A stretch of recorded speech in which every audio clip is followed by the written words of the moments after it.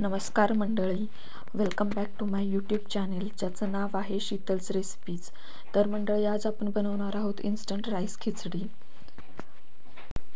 चला तर मग पाहूयात खिचडी बनवण्याची रेसिपी व कृती।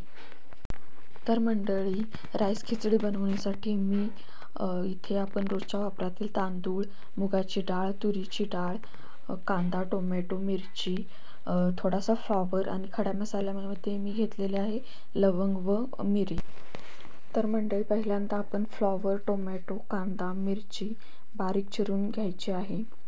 मी इथे आपण रोजच्या वापरातील जो तांदूळ असतो तो, तुरीची डाळ आणि मुगाची डाळ अर्धा तास आधी भिजत ठेवली होती, जेणेकरून तुमची डाळ खिचडी लवकर व अगदी मऊ शिजते। मंडळी, तुम्ही रोजच्या वापरातील साधा तांदूळही इथे खिचडी बनवण्यासाठी वापरू शकता। आता कुकर मी ठेवलेला आहे गॅसवरती, त्यामध्ये मी 2 चमचे तेल घालणार आहे। खिचडीसाठी जास्त तेल शक्यतो वापरायचं नाही। आता आपण त्यामध्ये घालणार आहोत मोहरी। मोहरी छान तडतडायला लागली की आपण त्यामध्ये घालणार आहोत चिमूटभर जिरे। ही फोडणी अगदी व्यवस्थित तयार झाली की आपण त्यामध्ये सर्वप्रथम घालणार आहोत बारीक लांब चिरलेली मिरची। मिरचीमुळे तुमची खिचडी जरा तिखट व चांगली बनते। आता घालायचा आहे बारीक चिरलेला कांदा। त्यानंतर मी घालणार आहे इथे बारीक चिरलेला टोमॅटो व बारीक चिरलेला फ्लॉवर।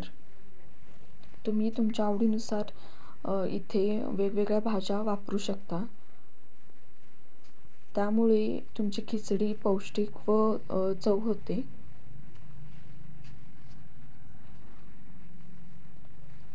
खिचडीमध्ये खडा मसाला घालायचा आहे। इथे मी 1 लवंग व मिरी घेतलेली आहे। कलर येण्यासाठी खिचडीला त्यामध्ये आपण हळद घालणार आहोत व ही फोडणी हाय फ्लेमवरती चांगली परतून घेणार आहोत, जेणेकरून तुमच्या भाज्या छान अशा खमंग भाजून तयार होतील। आता आपण त्यामध्ये भिजवलेली डाळ व तांदूळ घालणार आहोत।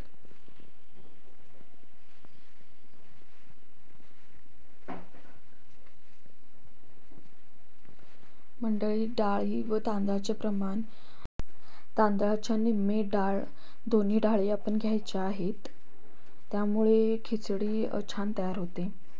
आता आपण याच्यामध्ये जेवढ्या पण डाळ आणि फोडणीचं प्रमाण आहे त्याच्या 1.5 पट पाणी घालणार आहोत। हे मिश्रण पुन्हा एकदा एकसर ढवळून घ्यायचं आहे। त्यामध्ये आता चवीपुरतं मीठ घालायचं व हे मिश्रण पुन्हा एकदा व्यवस्थित ढवळून घ्यायचं आहे। कुकरचं झाकण लावून 3 ते 4 शिट्ट्या आपण इथे घेणार आहोत।